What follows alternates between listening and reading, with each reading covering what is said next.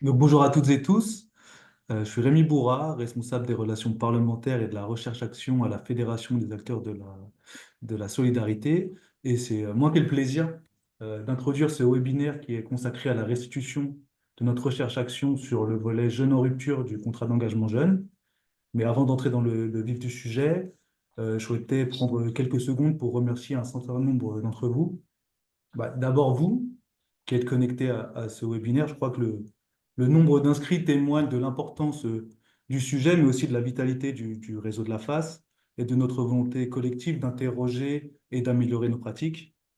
Je souhaite également adresser mes remerciements aux membres du comité de pilotage de cette recherche-action qui ont suivi ce travail avec attention et qui ont enrichi notre réflexion grâce au croisement de leurs expertises. Un immense merci également aux porteurs de projets qui ont accepté de contribuer à cette enquête, ainsi qu'à l'ensemble des acteurs ou actrices qui ont pris le temps de répondre à nos questions et également de nous accueillir. Enfin, je ne pourrais pas terminer ce tour de remerciements sans adresser mes remerciements et mes félicitations à l'ANSA pour la qualité de leur travail et qui nous éclaire sur ce dispositif qui est essentiel pour l'insertion des jeunes. Donc maintenant, quelques mots pour restituer le cadre de notre travail. Depuis 2 ans, la FAS s'est engagée dans une dynamique de déploiement de recherche-action qui sont conçus comme de véritables espaces collectifs de réflexivité. L'objectif de notre travail est double, c'est d'une part permettre aux acteurs de terrain d'échanger sur leurs pratiques et d'autre part de nourrir notre dialogue avec les pouvoirs publics en s'appuyant sur l'objectivation des expériences de terrain. Donc, l'une de nos recherches-actions porte sur le CEJJR, un dispositif qui est cher à la FAS, puisqu'en tant que tête de réseau associatif, la FAS s'est fortement impliquée dans la conception et dans la mise en œuvre du dispositif. Il nous paraissait donc essentiel d'engager un travail pour mieux comprendre les effets et identifier les pistes d'amélioration du dispositif. Donc voilà, c'était pour les éléments de contexte et je cède désormais la parole à Margot et je vous souhaite à toutes et tous un excellent webinaire. Merci beaucoup Rémi. Bonjour à toutes et tous. Donc, je suis Margot Schwind, je suis chargée de mission sur la thématique jeune à la Fédération des acteurs de la solidarité. Quelques mots pour vous dire que ce webinaire a pour objectif donc, de rendre compte de ce travail de recherche-action sur le CSJR, de présenter le rapport final qui a été publié fin février et qu'on va vous mettre sur le chat. De vous partager les principaux apprentissages issus de cette recherche-action relatifs à nos 3 axes de travail qui sont le déploiement des projets, l'impact des coopérations, et l'impact sur les pratiques professionnelles et puis évidemment l'impact sur, les jeunes et leur parcours. Donc on va évidemment donner la parole, à l'ANSA, pour qu'elle puisse nous partager tout cela, mais aussi donner la parole à nos adhérents, qui ont été porteurs ou qui sont encore porteurs de projets, CSJR et qu'on a pu suivre durant ces 2 ans de travail que je remercie encore, énormément. Et puis tout au long de ce webinaire, nous partagerons, conjointement avec, les adhérents et l'ANSA, les principales préconisations issues de cette recherche action. On les partagera aussi de manière un peu plus précise à la fin de ce webinaire.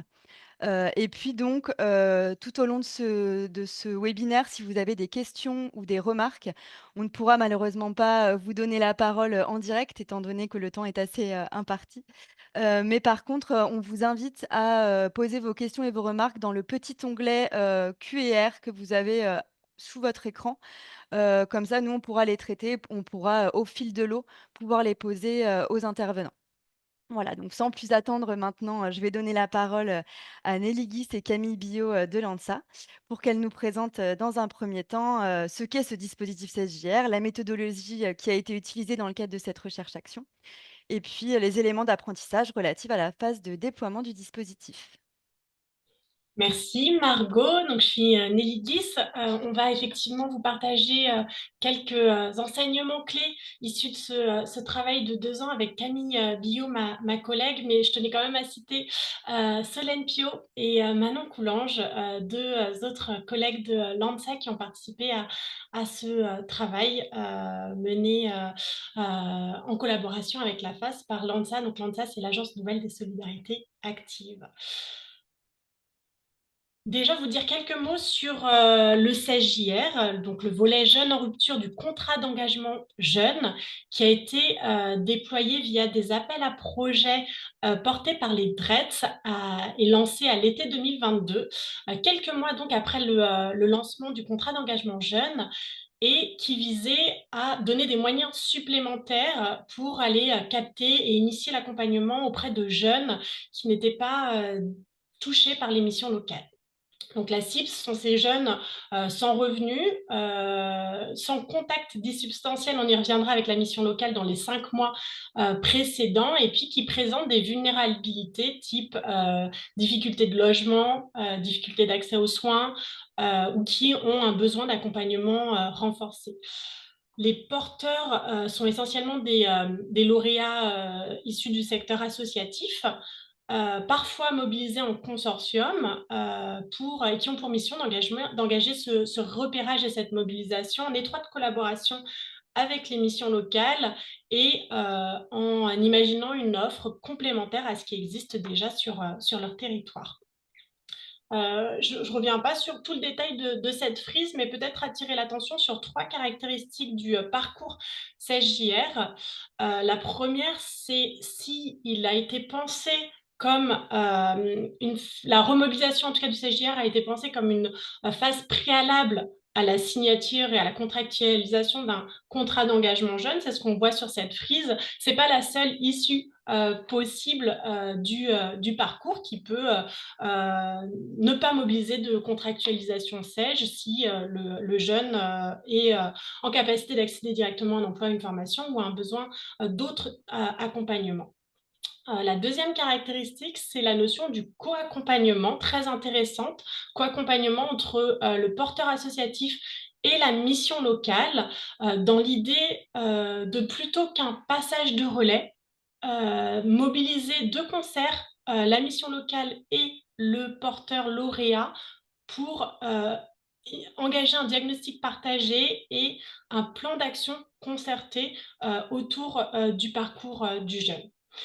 Et ce co-accompagnement, il est activé en fonction du besoin des jeunes et il peut l'être, et il l'a souvent été, en amont même de la signature d'un contrat d'engagement jeune. Et puis, dernière caractéristique sur laquelle on voulait qu'on voulait pointer, c'est le fait que le parcours CESJR ne prévoit pas d'allocation spécifiquement dédiée en amont de la contractualisation SEJ, même s'il était possible de mobiliser les aides de droit commun type PACEA ou Fonds d'aide aux jeunes.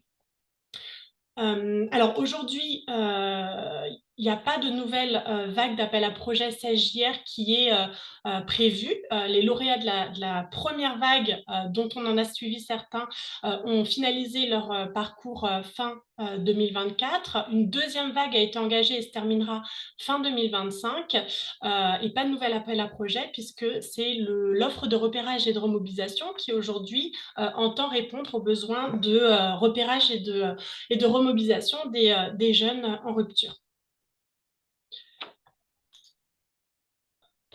Alors, on vous présente ici la carte des 10 porteurs de projets qui ont participé à la recherche action. Donc, des porteurs, vous allez en entendre 5 aujourd'hui. Ils ont été sélectionnés par la FAS pour être représentatif d'une certaine diversité territoriale. Vous voyez, on a une belle carte avec des points bien répartis sur tout l'hexagone. Une certaine diversité aussi en termes de type de projet, sa taille et le type de partenariats qui sont mobilisés. Et en termes de méthodologie, donc on a suivi ces lauréats de la première vague sur 2 années en suivant la temporalité du projet sur une approche qualitative au travers de rencontres, entretiens avec les porteurs de projets, avec leurs partenaires et bien sûr des rencontres avec des jeunes accompagnés dans le cadre du parcours et phase d'atelier thématique où on a pu regrouper à Paris les porteurs de projets à l'occasion d'un atelier aux côtés des missions locales partenaires, et donc des ateliers qui sont centrés sur les thématiques à enjeux forts identifiés dans le cadre de la recherche-action, et en particulier l'accès au logement, l'accès à la santé et la construction des coopérations territoriales. Moi, je vais revenir rapidement sur la définition des jeunes en rupture, puisque les jeunes en rupture, tels que c'était prévu dans la circulaire du 22 avril 2022, ciblaient les jeunes sans contact avec le service public de l'emploi depuis au moins 5 mois, et donc s'adressaient à des jeunes qui cumulaient de nombreuses fragilités.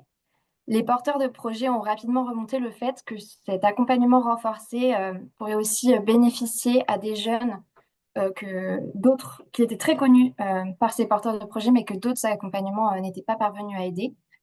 Euh, et donc, les ruptures qui peuvent caractériser les jeunes ne sont pas seulement des ruptures vis-à-vis du service public de l'emploi et des institutions, mais aussi des ruptures de parcours que nous avons détaillées dans notre rapport. Donc, ces ruptures peuvent être des ruptures institutionnelles, familiales, scolaires, des ruptures de santé aussi, ou les conséquences de parcours migratoires.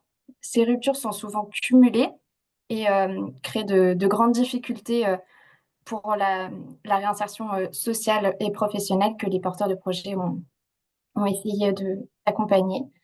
Et donc, voilà, nous avons détaillé certains parcours et profils de jeunes à la fin du rapport, si vous voulez avoir plus de détails. Ensuite, on peut revenir sur la dénomination jeunes en rupture, puisque de nombreux porteurs de projets et jeunes nous ont signalé le caractère un peu péjoratif de cette dénomination. Donc, une jeune a signalé qu'elle trouvait que ça faisait jeune délinquant et que ça ne la concernait pas du tout. Et les porteurs de projets ont donc décidé d'utiliser d'autres termes, quitte à atténuer un peu la visibilité du dispositif. Donc, il y a l'association Arras en Bretagne, par exemple, qui, pour parler du CEJGR, disait construire ensemble pour les jeunes une réponse adaptée, ou Globalax à Charleville-Mézières, qui parlait de contrat d'engagement jeunes renforcés. Et donc, c'est important de réfléchir au nom des dispositifs aussi avec les personnes concernées pour travailler à cette lisibilité et visibilité du dispositif et éviter des noms hétérogènes sur tout le territoire. Et justement, en parlant d'applications hétérogènes, le cadre du CEJGR, qui était assez souple, a entraîné des applications hétérogènes, mais aussi un besoin de pilotage et d'échange de pratiques pour les porteurs de projets. Donc, il y a eu une application hétérogène sur le critère des 5 mois sans contact avec le service public de l'emploi. Le travail de plaidoyer de la FAS a fait remonter très rapidement un besoin d'inclure aussi des jeunes qui n'étaient pas sans contact depuis 5 mois avec le service public de l'emploi. Des dérogations ont été permises par les dettes au niveau départemental, mais ça a pris du temps sur certains territoires, ce qui a entraîné des difficultés pour les porteurs de projets pour recibler les jeunes et donc de mise en œuvre au repérage et à l'accompagnement. Il y a eu des différences aussi sur les 15 heures d'activité. La circulaire laissait une grande souplesse sur la mise en œuvre de ces 15 heures d'activité avec l'objectif principal de prévenir les abandons des jeunes, donc une souplesse qui s'adaptait aux possibilités de mobilisation des jeunes, mais il y a eu des interrogations de la part des porteurs de projets et des missions locales aussi sur la manière de mettre en œuvre ces 15 heures d'activité et de les recenser. Donc, il y aurait besoin de plus d'accompagnement là-dessus. Ensuite, sur les référents jeunes CEJGR pour les SIAO, donc ces référents jeunes ont été mis en œuvre dans tous les SIAO, mais le partenariat avec les porteurs de projets pour le CEJGR a été très différent selon les projets. Dans certains cas, c'était extrêmement utile, voire indispensable, puisque les référents aidaient au repérage et aussi, des jeunes dans leur commission, par exemple, mais aussi à la réorientation des jeunes vers certains dispositifs d'hébergement, quand sur d'autres territoires, les liens étaient beaucoup plus tenus.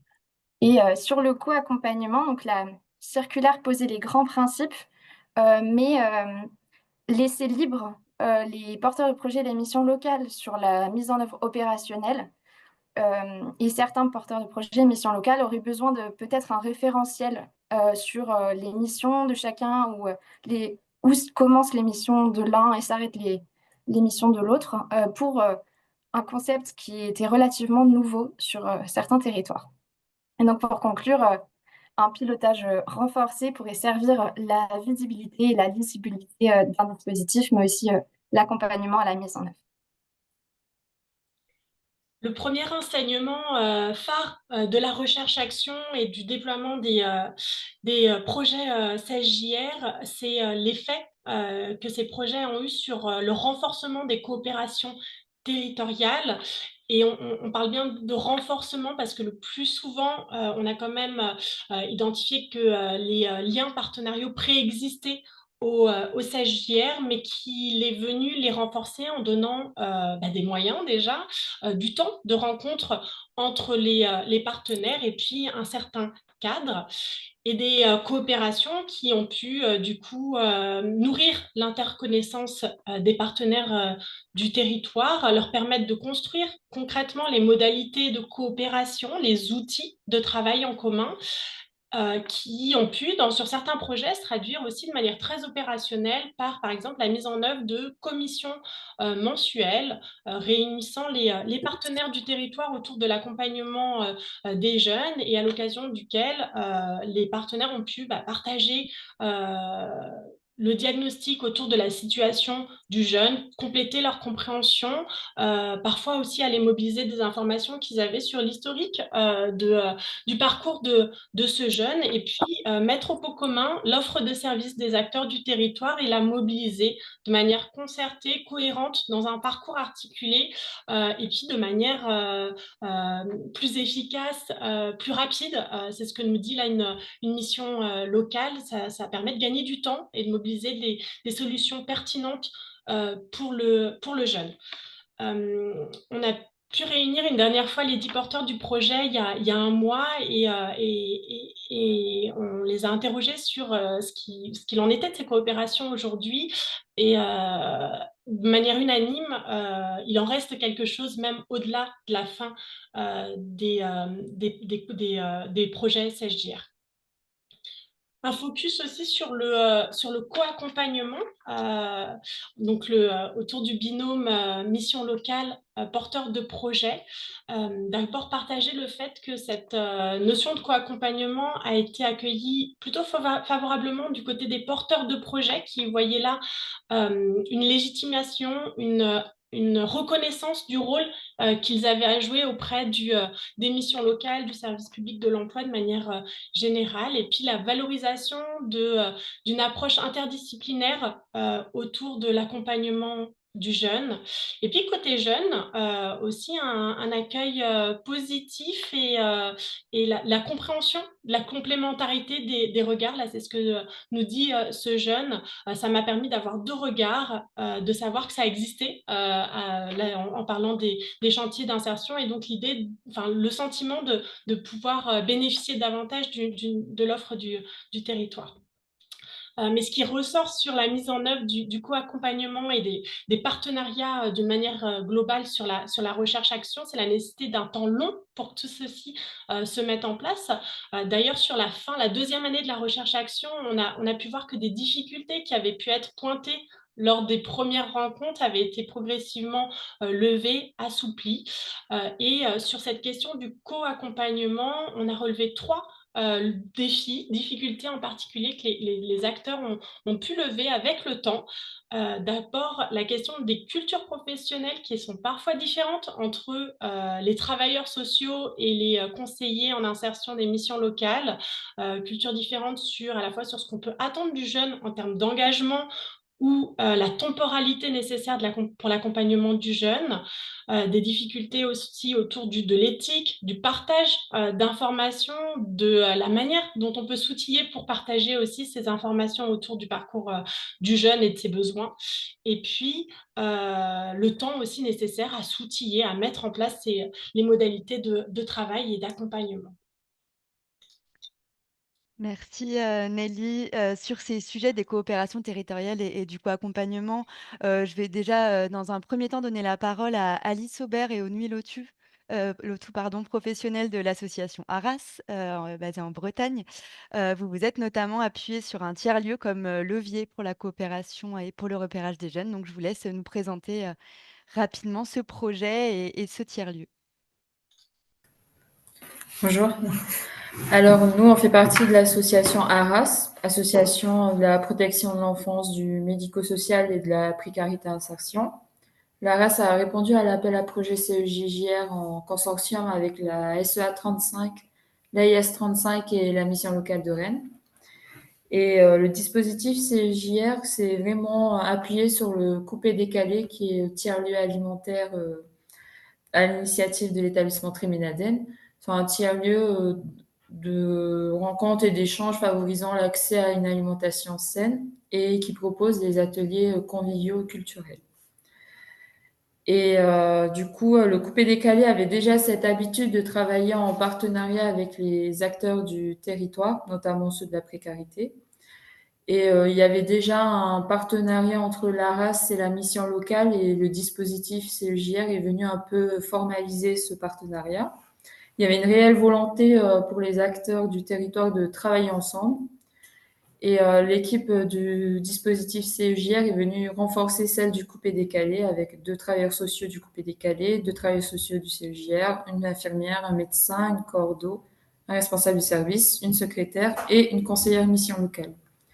La coopération avec la mission locale a été facilitée par la présence de cette conseillère qui était dédiée au dispositif, qui était présente sur le tiers-lieu et qui accompagnait tous les jeunes et qui proposait aussi des ateliers collectifs et individuels en fonction des besoins et des capacités des jeunes. Depuis 2023, c'est plus de 110 partenaires que l'équipe a rencontrés, issus de différents milieux, protection de l'enfance, justice, santé, logement, mobilité. Et le but, c'était vraiment de renforcer notre présence et notre collaboration avec les acteurs du territoire. Pour cela, on a organisé 2 grandes journées. En 2023, on a organisé une journée porte ouverte pour nous faire connaître, mais aussi faire connaître le tiers-lieu aux partenaires. Et en 2024, une journée consultative avec les partenaires et les jeunes afin de faire un peu un état des lieux de ce qui a été fait et de pouvoir proposer des pistes d'amélioration pour le dispositif. Voilà, donc je vais prendre la parole. Je vais faire un petit focus santé parce qu'effectivement sur le CEJR, on a eu la chance d'avoir un financement ARS qui nous a permis d'embauche d'un médecin et d'une infirmière. Et donc ça a vraiment facilité l'accompagnement des jeunes en proposant des actions en lien notamment avec la santé mentale et faciliter les orientations des jeunes vers les professionnels et les structures adaptées.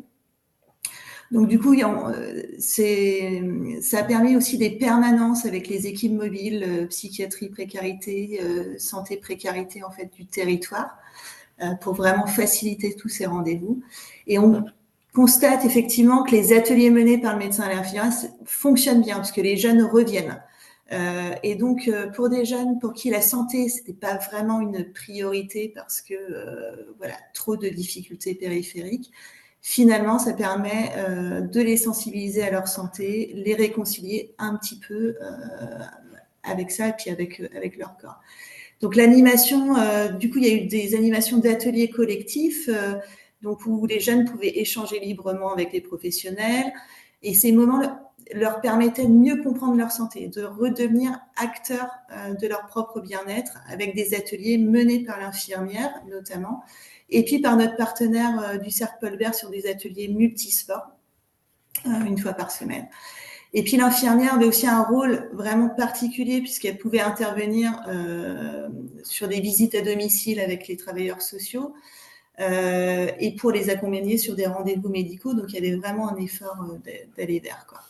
Sur le CEJR, du coup, on a mis rapidement en place des instances techniques en fait qui permettaient de regrouper effectivement l'équipe du CEJR, la référente parcours jeunes du SIAO et puis la chargée de mission jeunes majeurs du département. Donc ces temps, c'était vraiment pour renforcer les liens entre les partenaires du territoire et vraiment fluidifier le parcours des jeunes. Donc en fait, on faisait une première réunion effectivement où ça permettait de partager les informations, poser des questions, proposer des pistes d'action.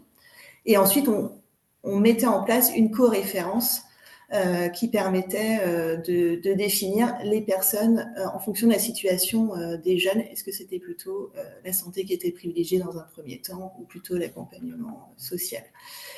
Ce travail partenarial, ça a par exemple permis avec le SIAO d'identifier les jeunes qui faisaient appel en fait à une place d'hébergement d'urgence sur le 115. Et donc la référente parcours jeunes du SIAO pouvait leur envoyer un SMS avec les coordonnées du tiers-lieu, la personne sur qui ils pouvaient contacter, et ça permettait à ces jeunes-là de pouvoir venir directement nous rencontrer. Au cours du projet, on a aussi mis en place des points réguliers avec tous les partenaires qui gravitaient autour de la situation d'un jeune, parce qu'on se rendait compte que c'était plusieurs. Et donc, pour faire des points d'étape réguliers et puis vraiment faciliter encore une fois la fluidité du parcours. En conclusion, pour être rapide, donc ce qui nous semble vraiment important de dire, c'est l'implication de tous les partenaires. Ça a vraiment permis la co-construction du diagnostic et la fluidité du parcours. De la même façon, la présence de la conseillère d'insertion sur place, ça permet aussi de rassurer les jeunes sur qu'est-ce que c'est qu'une conseillère d'insertion et de la faire partie intégrante de l'équipe. Ça a vraiment facilité les choses pour nous. Nous, on n'a plus de financement CE-JR depuis la fin de l'année 2024. Mais par contre, on a été retenu sur l'appel à manifestation d'intérêt sur l'offre de repérage et de remobilisation, donc ce qui nous permet quand même de continuer effectivement l'accompagnement sur ces jeunes dits en rupture, mais par contre sans le volet logement et en continuant l'accompagnement santé, mais par contre sans financement de l'ARS. Voilà. Merci Alice et Onui pour ces infos. Et effectivement, c'est des choses qu'on va pouvoir redire aussi en fin de webinaire sur les questions volets santé et logement, d'une nécessité d'avoir ces volets-là dans les financements de ces projets. Donc, merci beaucoup pour ce partage et ces témoignages. Je vais maintenant me tourner vers France Lambert de l'association Sursaut, donc porteur également d'un projet CSJR suivi dans le cadre de cette recherche-action et qui va nous partager plus particulièrement des stratégies qui ont été mises en place et des actions mises en place pour favoriser notamment le co-accompagnement entre la mission locale et le porteur de projet. Merci Margot. Bonjour à tous. Donc France Lambert, donc comme l'a dit Margot, je travaille donc à l'association Sursaut à Mulhouse, qui est une structure de la veille sociale qui a deux services, donc un lié à la veille sociale avec un accueil de jour et un deuxième service qui est plus axé sur des dispositifs d'hébergement à destination des 18-25 ans notamment. Donc, notre projet s'inscrit sur le territoire de l'agglomération mulhousienne avec 10 structures partenaires. Donc, on était un groupement de 10. Je peux même dire 11 avec le SIAO et le poste de référent jeune qui a été largement intégré à notre travail. Aujourd'hui, on fonctionne avec une commission mensuelle où tout le monde se réunit. Et en fait, on était parti du principe que chacun repère via son champ d'activité et accompagne les jeunes comme à l'accoutumée. Et en fait, on a comme un pot commun avec un ensemble d'activités qui peuvent être finalement mis à disposition de chacune des structures du groupement. Donc, ça permet de mutualiser en quelque sorte un petit peu certaines de nos activités. Ensuite, finalement, sur le volet de la coopération et vraiment du co-accompagnement, ce que je peux vous dire, c'est que déjà au démarrage, nous, on a eu une forte implication de la mission locale qui s'est vraiment engagée sur le projet, qui a réuni en fait les acteurs du territoire pour trouver un porteur. Ça a été quand même une démarche importante. Ils se sont saisis du sujet, ils avaient envie de travailler là-dessus, ils en voyaient l'intérêt aussi pour les jeunes. Ensuite, nous, ce qu'on a essayé de faire après au démarrage, c'est qu'en fait, avec mon interlocuteur à la mission locale, on a vraiment décidé de parler d'une seule voix.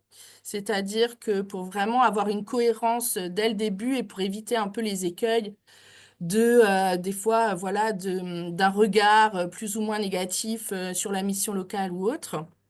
Donc, on a vraiment rencontré chacune des structures ensemble pour déjà voilà, aborder et commencer à expliquer, reprendre la nature du projet. On a aussi donc ces temps collectifs tous les mois qui nous permettent de nous réunir. On a une équipe dédiée à la mission locale de 4 conseillers. Donc ça, c'était vraiment quelque chose de favorable. Et je pense comme Alice, d'avoir un conseiller qui soit ciblé. Bon, nous, ils étaient plusieurs, ils n'étaient pas dans les structures, mais en tout cas, on avait des interlocuteurs directs qui comprenaient bien aussi voilà, les enjeux autour du projet. Ensuite, je reprends mes notes. On a eu aussi finalement tout ce travail partenarial avec aussi la mise en place d'entretiens tripartites quand en fait le jeune est orienté vers la mission locale. Donc là, le travailleur social et le conseiller mission locale se rencontrent et font ce travail un peu de diagnostic approfondi pour commencer vraiment cette phase d'engagement vers la mission locale. Quelquefois, nous sommes amenés à intervenir, moi comme mon partenaire de la mission locale, sur des temps d'entretien, par exemple, quand il y a besoin de reprendre un certain nombre d'items. Donc ça a été aussi un point important. Ce que je peux dire, c'est qu'il y a vraiment, je pense au départ, la nécessité d'avoir une volonté vraiment de travailler ensemble. Parce qu'on est, voilà, on n'est pas exempt voilà, de débats, aussi de pas de côté à faire pour les uns et les autres, de compréhension aussi des enjeux mutuels. Nous, on a eu aussi, moi, j'ai eu des temps réguliers aussi à la mission locale pour le suivi, tout simplement aussi un peu plus administratif du projet. Donc, on a vraiment besoin d'être fortement lié avec la structure pour pouvoir faire tout ce travail-là. Et ça, je pense que c'est vraiment un point important. Nous, ça nous a clairement aidé à renforcer les coopérations qui étaient déjà existantes malgré tout, mais ça a vraiment renforcé tout ça. Aujourd'hui, voilà, on s'interpelle beaucoup plus facilement, on se connaît mieux, parce qu'on a aussi, chaque commission les organise à chaque fois dans l'une des structures. Donc, ça nous a permis aussi de mieux nous appréhender, d'avoir des présentations des missions de chacun. Et ça, voilà, je pense que c'est vraiment les points, je dirais, les plus importants par rapport à cette phase de co-accompagnement et de partenariat. Merci beaucoup, France. Je me tourne maintenant vers Rémi pour savoir s'il y a des questions à ce stade. Oui, merci Margot. J'ai vu quelques questions. Une qui concerne l'âge pour bénéficier du CEJR.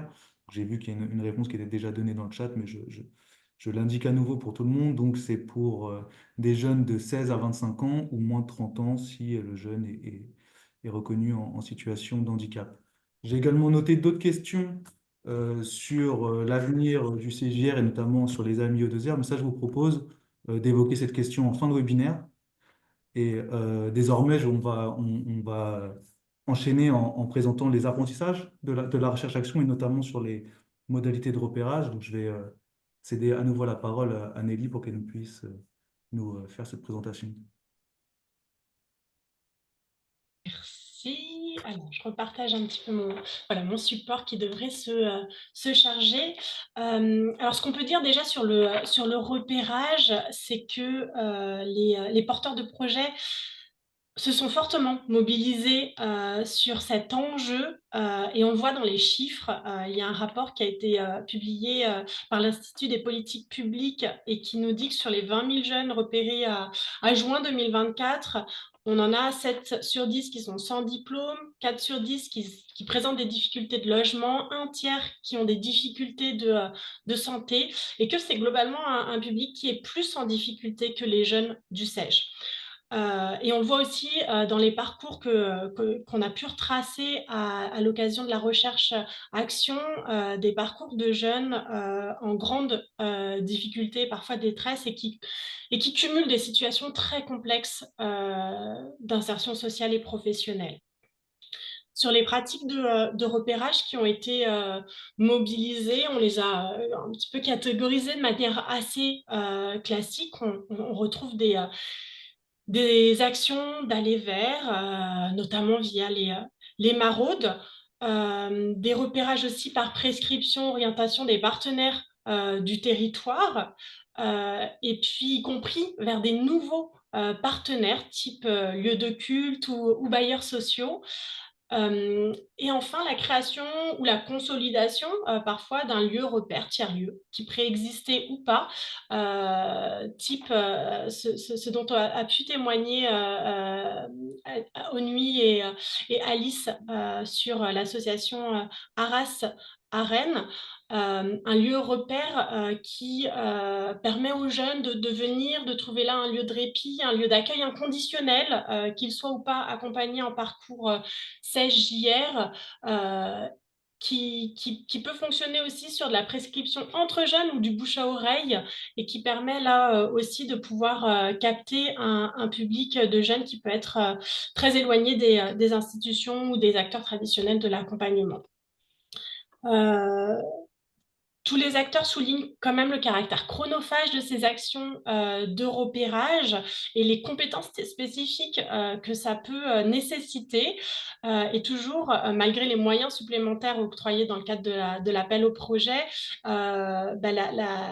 les choix parfois de devoir se concentrer sur l'accompagnement au détriment du repérage des jeunes. Voilà, c'est ce qu'on a pu observer sur certains projets au fil du temps, le manque de moyens tout de même pour continuer ces actions de repérage. Merci Nelly. Et pour parler justement de des solutions qui ont pu néanmoins être testées sur le terrain, je vais laisser la parole à Cindy Ferreira et Pauline Tranchant, professionnelles du projet Cap Vert porté par l'association du Relais aux Anames, pour que vous puissiez nous présenter les modalités de repérage que vous avez mis en place et les solutions justement que vous avez testées.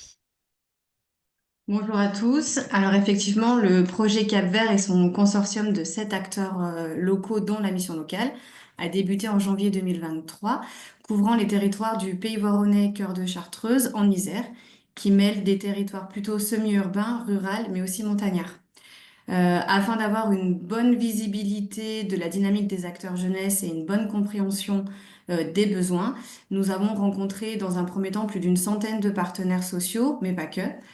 Par définition, les jeunes en rupture sont difficilement repérables. Donc, nous avons réfléchi à comment toucher les jeunes et plutôt les proches de ces jeunes-là, donc la famille, les voisins. Donc, pour cela, nous sommes allés à la rencontre des partenaires autres, c'est-à-dire des associations caritatives du territoire. Nous sommes aussi allés rencontrer les associations de culte, donc l'Église catholique, l'Église protestante, la mosquée du territoire.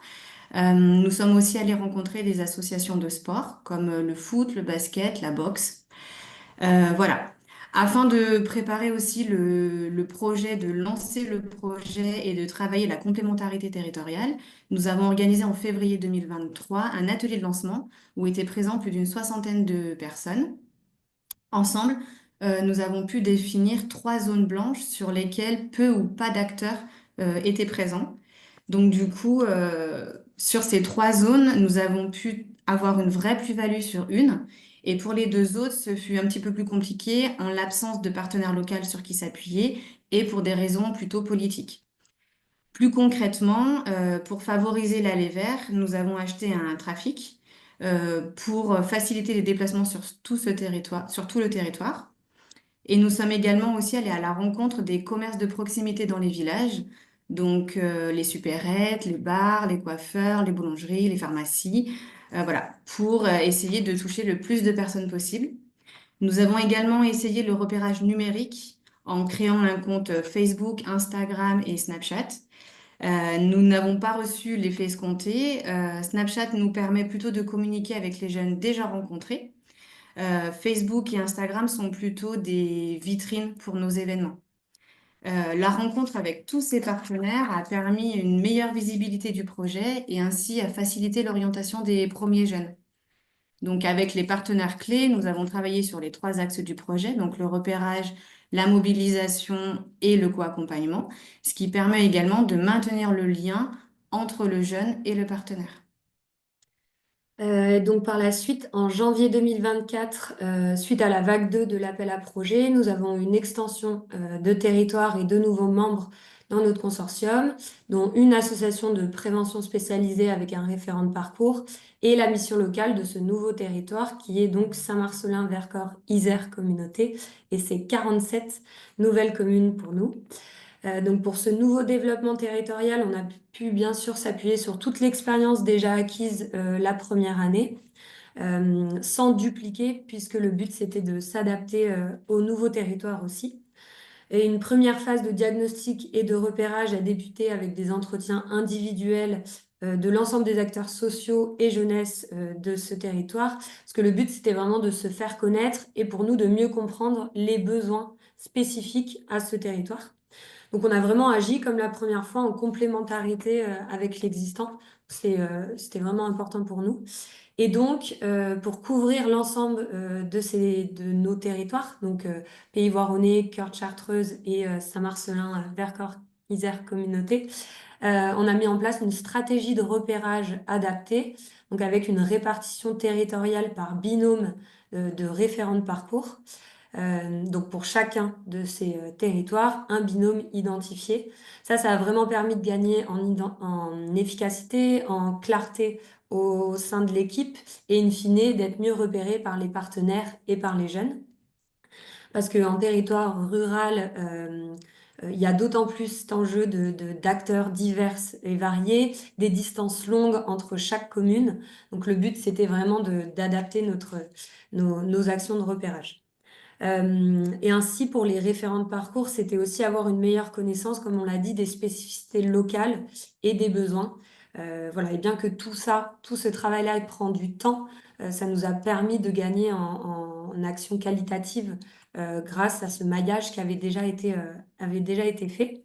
Et à côté de ça, pour assurer la communication au sein de l'équipe, on a bien sûr des réunions dédiées, mais on s'appuie aussi sur des outils, notamment un tableau de suivi des actions de repérage, donc travail de rue, rencontre partenariale, qui nous permet de capitaliser nos actions et donc de nous ajuster au territoire en fonction de ces retours terrain.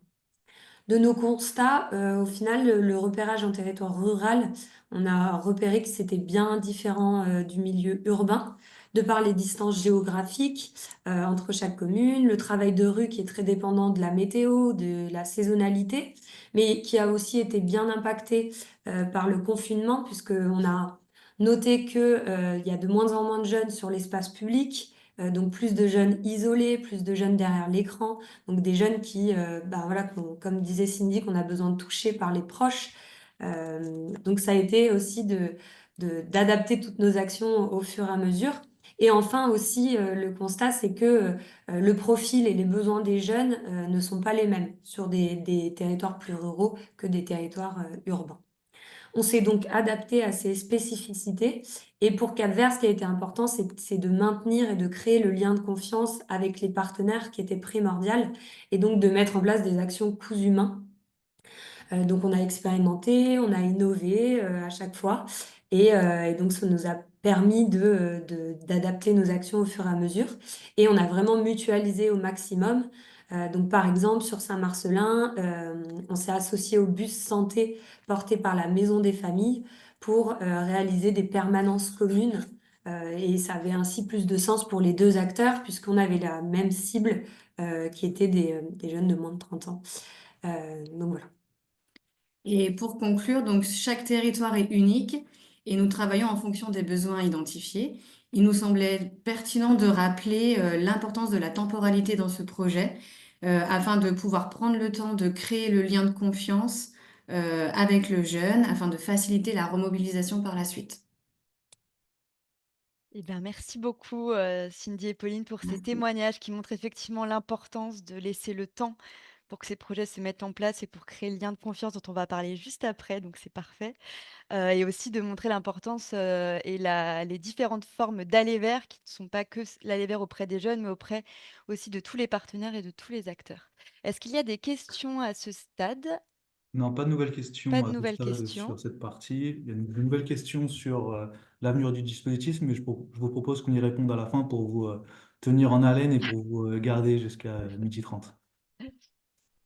Oui, pas qu'on déçoive non plus les personnes qui écoutent. Mais bon, du coup, très bien. On va pouvoir poursuivre avec la transition que Cindy et Pauline viennent de nous faire pour aborder la question des pratiques et des postures professionnelles et des adaptations de ces pratiques et postures pour répondre aux besoins des jeunes. Et je donne donc la parole à Camille sur ce sujet. Oui, donc le cadre du CEJDR a donné aux porteurs le temps et la possibilité de renouer avec les principes et les valeurs du travail social grâce aux orientations données par l'appel à projet. Un point important qui a été mis en avant dans la circulaire, c'était de concevoir une politique sur mesure pour les jeunes, donc en répondant aux problématiques individuelles des jeunes, ce qui a été fait par les appels à projets. Et parmi toutes les conditions aussi de réussite de l'appel à projet, il y avait l'inconditionnalité du parcours, le droit à la rupture et au retour. Donc c'est un principe important qui a été mis en place par les porteurs de projets et comme on peut voir dans cette citation, ça a renforcé le lien de confiance avec les jeunes qui pouvaient constater que malgré des va-et-vient, l'équipe était toujours présente et disponible.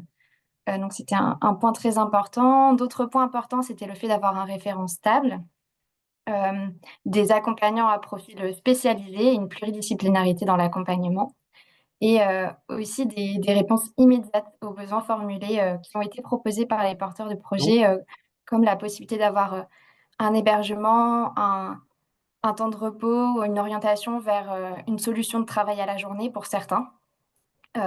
Et donc, toutes ces conditions de mise en œuvre du travail social se sont traduites par des professionnels très disponibles pour les jeunes qui ont adapté leurs réponses au cas par cas selon les besoins et leur temporalité. Donc, on se répète, mais vraiment un grand enseignement de cette recherche-action, c'est le temps long pour le repérage, pour se faire accepter sur les lieux de vie et créer une relation de confiance, le temps long de l'accompagnement pour lever les freins. Et parfois, seulement 1 an d'accompagnement, ça ne suffisait pas à accompagner aussi loin qu'on l'aurait voulu, enfin aussi loin que les porteurs de projet l'auraient voulu, les jeunes. Donc, il y a une interrogation aussi sur les objectifs du contrat d'engagement jeune, jeune en rupture, quant à la contractualisation en contrat d'engagement jeune, puisque pour plusieurs porteurs de projets, ces objectifs n'ont pas pu être atteints pour les profils de jeunes vraiment trop éloignés de l'insertion professionnelle. Et donc, certains porteurs de projets et missions locales questionnaient cet objectif de contractualisation en CEJ. Mais il y a eu plein d'autres conséquences que Nelly détaillera tout à l'heure.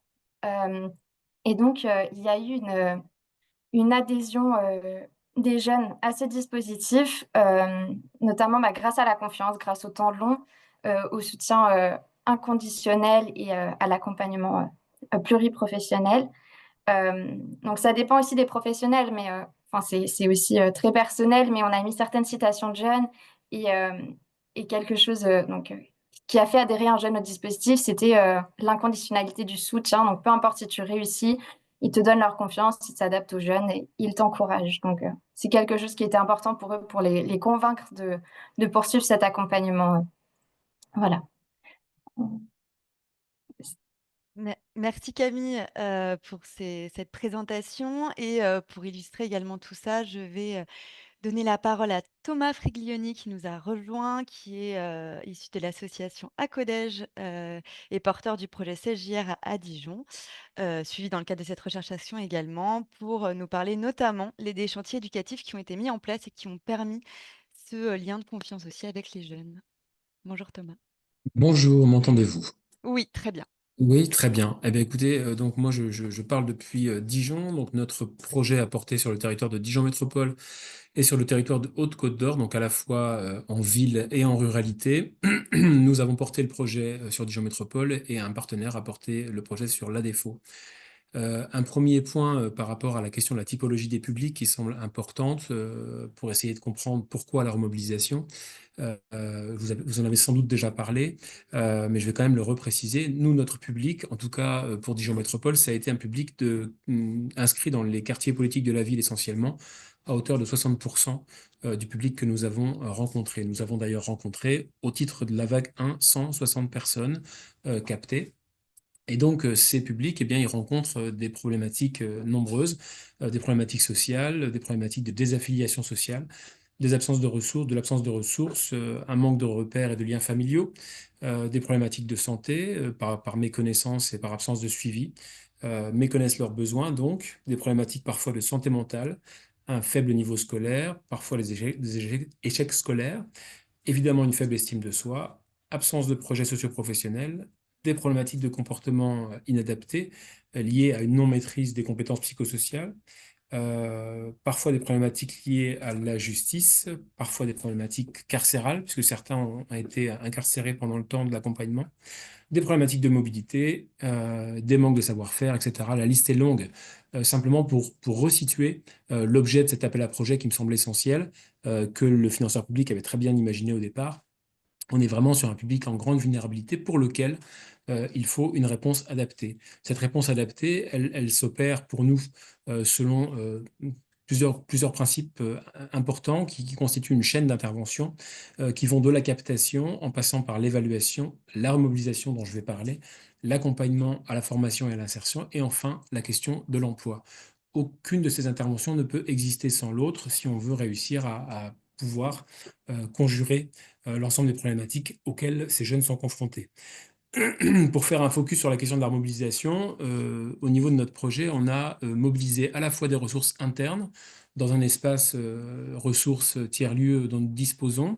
Là, nous avons proposé des ateliers de différentes natures et qui ont évolué au fur et à mesure des besoins repérés des jeunes. Proposition d'atelier que nous avons essayé de préciser précisément à la hauteur des besoins de chacun, donc en n'étant pas dans quelque chose de préétabli dans une démarche collective, mais plutôt dans une démarche très individualisée. Et au-delà de ces ateliers, on a aussi évidemment fait appel aux partenaires du consortium dans lequel nous avons 13 intervenants. Et donc là aussi, nous avons mobilisé des ateliers de remobilisation auprès de ces partenaires. Un des projets de remobilisation que nous portons, c'est le chantier éducatif. Ce chantier éducatif, il relève de l'IAE et il repose sur l'idée que nous devons prospecter des entreprises partenaires qui vont nous faire des propositions de travaux, de chantiers donc, pour lesquels nous allons mettre les jeunes en situation professionnelle sur ces chantiers. C'est le plus souvent leur toute première aventure, expérience professionnelle. Le plus souvent, ils n'ont fait aucun stage avant cela. Et à l'occasion de ce chantier, ils vont pouvoir réaliser des heures de travail, heures qui sont rémunérées. Ça a son importance. On dit que tout travail mérite salaire. Et donc, on n'a pas dérogé à cette règle. Nous avons conduit un volume important de chantiers tout au long de l'année. On intervient par groupe de 5 à 6 personnes pour que ce soit gérable. Et donc, on va se concentrer essentiellement sur les matins en termes d'activité professionnelle et consacrer plutôt l'après-midi à des démarches d'accompagnement en lien avec la culture professionnelle, avec l'insertion professionnelle, parce que le plus souvent, ils n'ont pas non plus cette connaissance. On a fait des chantiers souvent qui sont des chantiers manuels parce qu'on a un niveau d'accessibilité assez élevé avec les chantiers manuels, c'est plus facile à proposer, mais on essaie de creuser aussi la dimension intellectuelle puisque ces jeunes vulnérables n'en sont pas dépourvus de compétences intellectuelles ou de capacités intellectuelles. Et donc on essaie de trouver des idées de chantier qui pourraient, chantier c'est d'ailleurs un mot un peu connoté, mais en tout cas d'activités professionnelles qui pourraient les intéresser. On a fait aussi des chantiers autour de la relation d'aide avec des personnes âgées pendant des temps de chaleur l'été. Enfin, tout un tas de supports qui peuvent les mobiliser. Ça fonctionne tout à fait positivement puisque les jeunes inscrits dans ces ateliers de remobilisation ne quittent pas l'atelier en cours de route, c'est-à-dire qu'ils sont à la fois très présents et présents tout au long du chantier. Les chantiers souvent s'opèrent sur des périodes de 2 semaines, c'est-à-dire de 10 jours. Mais ça peut être plus, ça peut être moins, c'est en fonction un peu des propositions des entreprises que nous avons. Ça crée une émulation, ça crée évidemment tout ce que le travail peut créer, c'est-à-dire de la confiance en soi, de l'investissement, de l'utilité, le fait d'être payé pour quelque chose qu'on a produit, le fait de se rendre compte d'une réalisation. Ça a l'avantage d'être pragmatique et concret. Ça permet aux jeunes de toucher du doigt quelque chose auquel ils ont contribué. On a aussi évidemment travaillé sur l'utilité sociale par rapport à des interventions en quartier politique de la ville dans les HLM pour rénover des cages d'escalier. Donc c'est une sorte de cercle vertueux qui est tout à fait intéressant. Les jeunes sont tout à fait partants pour participer à tout cela. Voilà ce que je peux dire sur les chantiers. Merci. Merci beaucoup, Thomas pour ce partage. Et justement, ça fait également une très bonne transition sur le fait que ces chantiers ont permis justement de recréer de la confiance pour ces jeunes et de la confiance aussi dans les liens sociaux. Et donc, je vais laisser la parole à Anneli pour qu'elle puisse justement nous faire un focus sur ce sujet-là. Merci beaucoup. Alors, on a choisi là, vous, de partager les principaux effets plus qualitatifs qu'on a pu observer dans le cadre de nos échanges avec les jeunes et avec les référents qui les ont accompagnés. Et en effet, la première chose qui ressort, enfin l'une des premières choses, on va dire, qui ressort quand on demande aux jeunes ce qu'ils retiennent du parcours CESJR, c'est souvent le lien qui a pu se nouer avec leurs référents et en lien avec ce que Camille partageait sur la posture et les valeurs du travail social, ce lien de confiance qui a pu se nouer avec le temps et qui semble essentiel pour un dispositif qui visait justement à aller chercher des jeunes très éloignés de l'accompagnement institutionnel, en partie parce que ce lien avait pu être rompu par les expériences passées. Et puis, effectivement, le témoignage de Thomas l'illustre bien, comment ça peut, cet accompagnement, nourrir et revaloriser le sentiment de confiance en soi du jeune. Ce qui ressort par ailleurs aussi, ce sont les solutions très concrètes que l'accompagnement a pu apporter aux jeunes, un logement, un hébergement, un accès à un parcours de santé, des ressources financières aussi pour remplir le frigo. Voilà, c'est ce que les jeunes peuvent nous rapporter. Et puis, dernier élément sur les effets plus qualitatifs pour les jeunes, c'est le lien social. Il y a une jeune qui nous disait ça m'a resociabilisé. D'autres jeunes qui peuvent nous parler de liens d'amitié qui ont pu se nouer, notamment à travers des ateliers collectifs animés par les partenaires du territoire et des liens qui peuvent subsister au-delà de l'accompagnement. C'est pour ça que cette jeune nous parlait de liens d'amitié et qui peuvent se traduire par des relations d'entraide. Toutefois, on a quand même noté des parcours qui sont souvent empêchés de par des réponses qui peuvent rester insuffisantes. D'abord sur le volet santé, notamment lorsque cette dimension n'est pas intégrée au projet des porteurs ou que les financements ARS n'ont pas été prévus mais n'ont pas pu être obtenus ou pas dans des délais suffisamment courts pour s'engager avec la montée en charge du projet et donc des acteurs qui ont pu se heurter à la saturation de l'offre ou la difficulté à nouer des liens avec les acteurs santé du territoire. Pareil sur la dimension logement, hébergement, des acteurs qui sont confrontés au manque de solutions adaptées, parfois la possibilité de mobiliser des solutions d'hébergement temporaire intéressantes, penser comme un SAS vers un hébergement plus pérenne, mais là, des acteurs qui peuvent aussi se confronter à une fin d'hébergement sans solution à proposer aux jeunes. Et finalement, sur ces deux volets, santé et logement, ce qu'on a pu relever dans le cadre de la recherche-action, c'est l'intérêt d'avoir des solutions vraiment intégrées et pensées avec l'accompagnement dès le démarrage du projet, type un parc de logements mobilisables ou des permanences, comme en témoignait Arras, d'acteurs de la santé sur un temps dédié auprès des jeunes.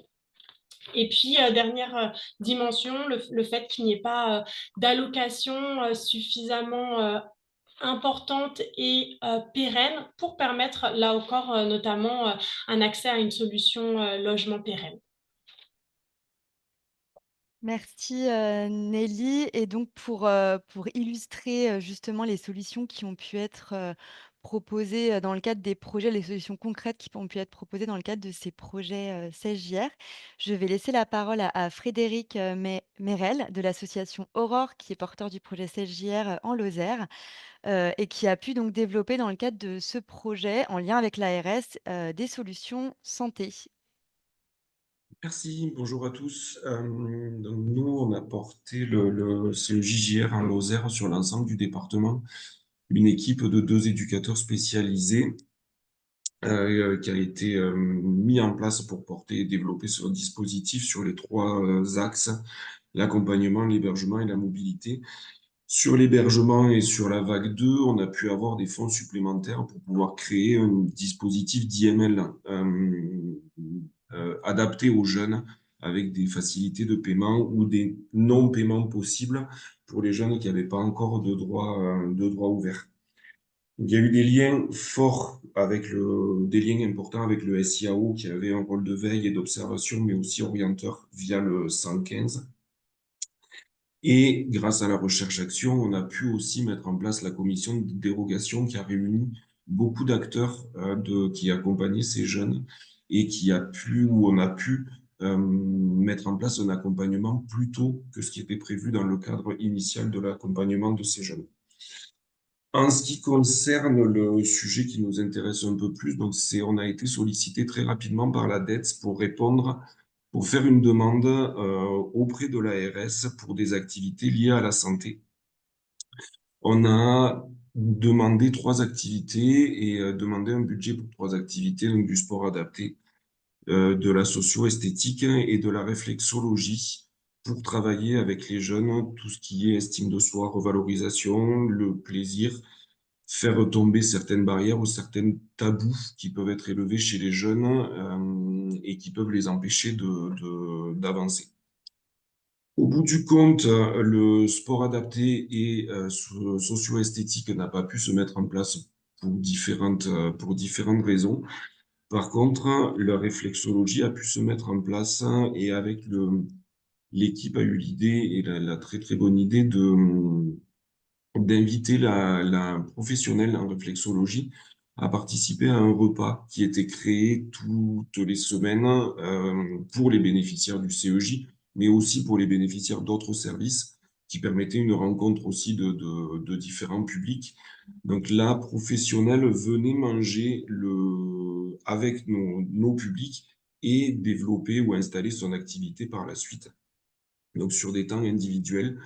Et paradoxalement, et contrairement à ce que je disais tout à l'heure, avec un rapport au corps qui peut être difficile, une hygiène qui peut être parfois douteuse, l'atelier a pu être mis en place et les jeunes y ont participé. Alors, pas tous, mais on a remarqué que c'était positif pour la plupart de ceux qui y participaient et qui pouvaient revenir aussi à ces temps d'échange et autour du repas et puis qui continuaient sur cet atelier de réflexologie. On s'est aperçu que le lien santé social santé était extrêmement important et peu mis en place finalement. Les secteurs de la psychiatrie, un peu comme de partout, je pense, répond comme il peut, mais pas au niveau des réponses dont ces jeunes ont besoin. On a pu avoir une autorisation exceptionnelle de l'ARS pour qu'un jeune ait accès à la psychologue qui travaille pour le SIAO et qui est censé travailler que auprès des personnes qui sont en accueil de jour ou en CHRS. Et on a remarqué que c'était aussi très positif, les interventions de cette psychologue, de ce professionnel auprès de ce jeune. Donc pour terminer, je parlais des gros besoins en termes de santé pour ces publics, notamment en termes de santé psy. Et je pense, pour nous en tout cas, il serait intéressant qu'il y ait un lien DETS et ARS fort et qui puisse cofinancer un tel dispositif. Parce que sans un aspect, sans les 2 jambes que sont le médical et la santé, on va avancer, les jeunes vont avancer de travers et ne trouveront pas réellement de solution à l'ensemble de leurs difficultés. Merci beaucoup Frédéric pour ce partage et pour ces préconisations fortes. Est-ce que nous avons des questions, Rémi, à ce stade, Il n'y a pour pas de notamment nos questions. adhérents? Non? Il n'y a pas de questions, Margot, sur cet aspect, donc je vous propose d'enchaîner. Eh ben, on enchaîne du coup.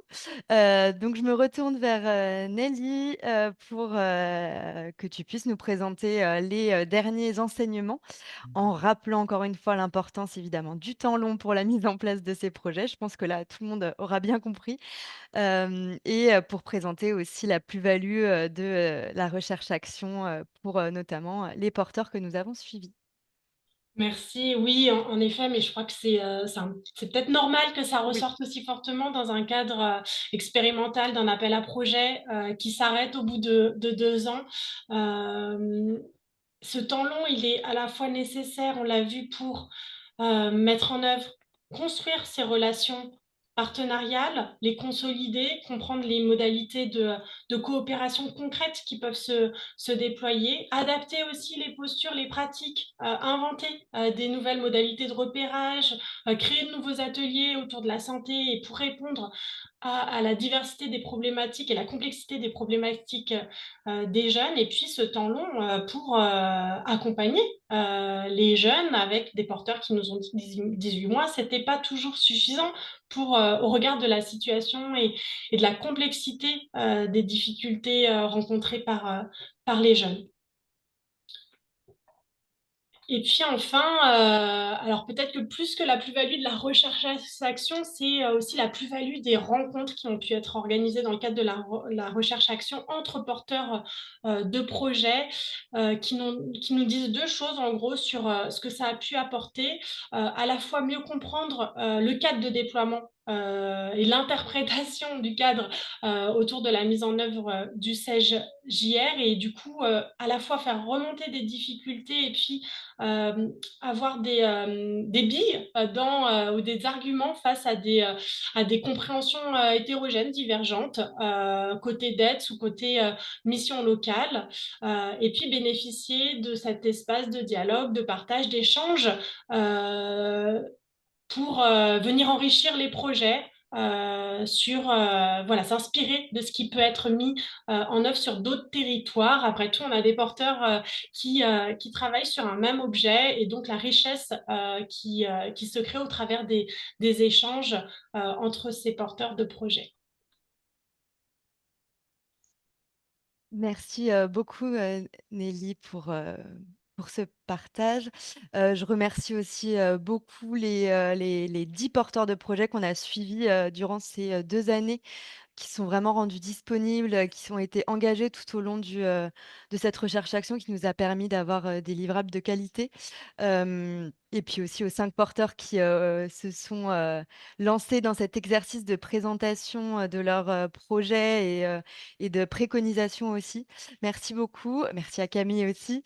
Avant de conclure avec nos principales recommandations, est-ce qu'il y a d'autres questions? Sinon, on peut tout de suite enchaîner. Et puis, on va vous répondre à votre question en parlant notamment des perspectives aussi de la FAS et des travaux de la FAS sur le sujet CSJR et O2R. Pas de nouvelles questions, Margot, donc je te Pas de propose nouvelles de questions. passer aux recommandations. Très bien. Peut-être que du coup, je vais répondre à la fameuse question de la suite du CSJR.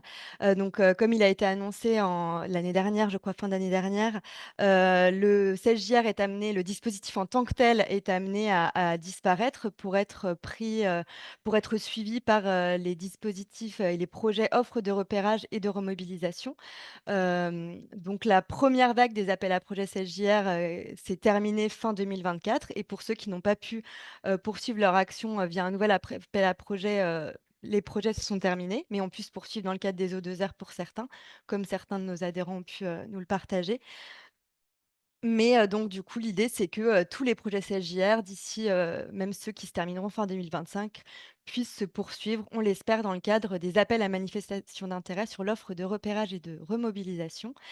Et donc, c'est pour cela aussi que nous avons souhaité, dans notre rapport final, faire en sorte que les recommandations et les préconisations qui sont issues de cette recherche-action englobent véritablement tous les projets d'offres de repérage et de remobilisation à destination des jeunes, et donc plus uniquement le CSJR. Donc, on a pu co-construire ces recommandations en lien avec nos adhérents. Et donc, les principales, on va encore être dans la répétition, effectivement, mais Nelly, tu as raison, il faut le noter aussi, tant la frustration qu'on a pu avoir que ce dispositif aussi disparaissent, enfin voilà, on s'est rendu compte qu'au bout de 2 ans, les choses commençaient à bien se mettre en place. Il y avait des coopérations, des beaux parcours aussi qui se mettaient en place et donc il y avait cette nécessité du temps long et d'attendre de voir au bout de 2 ans comment ça se passait pour pouvoir, poursuivre les actions. Donc une des grosses préconisations, en fait, il y a les préconisations, c'est notamment des adaptations sur les cahiers des charges de ces projets-là, avec le temps suffisamment long pour répondre à ces projets. Et puis aussi le temps aussi suffisamment long pour pouvoir, créer des consortiums en amont de la réponse, au projet, et pour que, les différents acteurs puissent co-construire les projets et répondre, ensemble, à ces projets. La nécessité également d'intégrer des financements, je l'ai dit au départ de ce webinaire sur le volet santé, mobilité et logement, qu'on ne retrouve malheureusement pas dans, les, projets offres de repérage et de remobilisation, bien que des actions puissent se retrouver, sur le volet, remobilisation. La nécessité aussi de partir de l'analyse de la situation et des besoins des jeunes pour, définir son éligibilité, à ces projets, et pas uniquement à ses liens avec, le service, public pour l'emploi. C'est ce qu'on a pu dire également sur la question des 5 mois de non-contact avec le SPE qui se retrouve également aussi dans, le cahier des charges des offres, de repérage et de remobilisation. Alors même que comme nous l'a, évoqué, Camille, des jeunes pouvaient être en situation de rupture, sans logement par exemple ou ce genre de choses, tout en étant, accompagnés, par la mission locale. Donc on espère que des souplesses seront également accordées, pour, les projets issus, des O2R. Et puis de prévoir également des objectifs et des indicateurs, de suivi valorisant davantage les progrès réalisés dans le parcours de vie des jeunes, donc des, indicateurs, davantage, qualitatifs. Pour, bien saisir cet enjeu, je vous invite vraiment à aller lire, et à aller consulter dans le rapport final, les, parcours de vie des jeunes, qui ont été recueillis par, les collègues de l'ANSA. À eux seuls, ces parcours de vie permettent vraiment, de, démontrer la nécessité, encore une fois, du temps long de l'accompagnement, d'un accompagnement social global, pour ces jeunes, respectueux, de leur passé aussi, de leurs expériences de vie, mais aussi de leurs besoins, de leurs aspirations, et de leurs choix également. On a également pu, au-delà des recommandations sur, les cahiers des charges O2R, dégager, des recommandations, relatives à la nécessité de développer, une animation des acteurs, comme ça a pu être répété à plusieurs reprises par nos adhérents, qui ont pu, au cours de ces 2 ans, créer des instances, des comités et cetera. L'idée, c'est qu'il y ait vraiment quelque chose d'officialisé, d'institutionnalisé pour, qu'il y ait une meilleure coordination, mais aussi une meilleure capitalisation de tous ces enseignements issus de différents projets. On a pu voir dans le chat qu'il y avait aussi, différentes recherches qui avaient pu être mis en place et l'intérêt, ce serait aussi, de, pouvoir échanger sur tout cela, pour qu'on puisse tous, se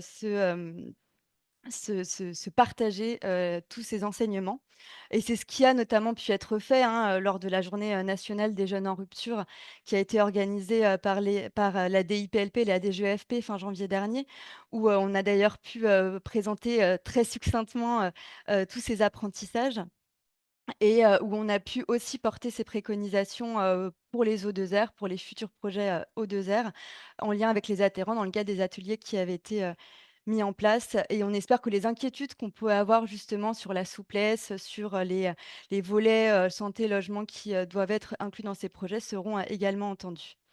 Donc cette présentation, des, recommandations, elle n'est pas exhaustive, hein. Je vous invite vraiment à aller, consulter, le rapport final qu'on vous a mis également, dans le chat et maintenant je vais donner la parole à Rémi pour qu'il puisse nous présenter aussi comment on a pu porter et comment on va continuer de porter politiquement toutes ces recommandations, et ces enseignements de cette recherche-action et puis les perspectives, que la FAS, se donne dans le cadre, de ses travaux. Oui, merci Margot. On vous le disait en introduction, une des perspectives de la recherche-action, c'est évidemment de nourrir notre plaidoyer et notre dialogue avec les pouvoirs publics. Et grâce aux enseignements de cette recherche-action, nous étions vraiment à 1,49.3 de pérenniser le CJGR, puisque la FAS a été auditionnée à de multiples reprises par le Parlement sur cette question du CEJR. Et à cette occasion, nous avions rédigé et proposé à l'étude l'examen d'un amendement qui visait à pérenniser le CJR. Cet amendement avait été repris par de nombreux députés issus de droite, de gauche, mais aussi issus du centre. Cet amendement a été examiné en commission des finances à l'Assemblée nationale et avait été adopté. Mais malheureusement, lors de la dernière mouture du texte ces dernières semaines, cet amendement n'a pas survécu au 49.3. Donc on en était désolé, mais il nous semblait quand même que c'était un bon signe du travail de notre recherche-action et de la remontée du terrain, euh, de voir l'intérêt transpartisan de cette question reprise par bon nombre de députés, mais aussi de sénateurs. Vous dire également que sur la question de la recherche-action, donc comme vous le disiez, Margot, il y a plusieurs évolutions législatives qui sont venues bouleverser notre environnement. Et pour ce qui nous concerne, donc avec le relais des AMI-O2R, la FAS a souhaité lancer une nouvelle recherche-action qui portera donc sur l'étude des projets dans les AMI-O2R. On aura le plaisir de conduire cette recherche-action également avec l'ANSA. Et donc, ce sera dans les prochaines semaines. Vous pouvez déjà retrouver les premiers éléments qu'on a publiés sur le contexte général de cette recherche-action sur notre site internet. On la lancera dans les prochaines semaines, dans les prochains mois. Et donc, à cette occasion, on aura certainement le plaisir de revoir un certain nombre d'entre vous pour discuter de l'ensemble de ces éléments. Je pense qu'on peut désormais passer à des échanges et à des nouvelles questions s'il y en a dans le chat ou dans les questions. Alors, je ne crois pas qu'il y a de nouvelles questions. Il y a toujours ces questions de nouvel à projet fin décembre 2025 pour continuité du CJR.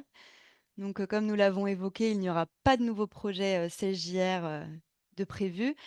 On espère qu'il y aura un appel à manifestation d'intérêt O2R pour les projets CJR qui se termineront fin 2025. Je n'ai pas encore de réponse officielle là-dessus. Si quelqu'un l'a, elle peut nous peut-être le dire dans le chat, mais on espère qu'il y aura un nouvel AMI cette année pour pouvoir poursuivre les actions CJR qui se termineront cette fin d'année. À savoir peut-être que les O2R, donc c'est pour tout public éloigné de l'emploi en situation de vulnérabilité, non plus uniquement les jeunes. Et la recherche-action de la FAS sur ce sujet traitera pas uniquement non plus des projets O2R à destination des jeunes, mais bien sur les différents publics, avec évidemment néanmoins quelques projets qui accompagnent les jeunes en rupture. Ah, donc nous avons, je crois, quelqu'un de la Drietz qui nous répond que la possibilité d'un nouvel AMI O2R dépendra des crédits disponibles. Voilà, il n'y a pas encore d'informations. Je pense que le calendrier du PLF 2025 a aussi un petit peu chamboulé tout cela. Voilà. Est-ce qu'il y a d'autres questions? Sinon, nous allons pouvoir conclure. Bah, écoutez, on va pouvoir conclure. On est bien dans les temps. On va essayer de vous transmettre le support de présentation. On reviendra vers vous. Je me tournerai vers le service communication pour savoir si on peut vous le transmettre ou le mettre en ligne, en tout cas sur le site de la FAS. Bah, écoutez, merci beaucoup à toutes et tous. Merci à l'ANSA, merci au comité de pilotage, à nos adhérents aussi qui ont présenté tout cela et sans qui ce travail n'aurait pas pu être possible.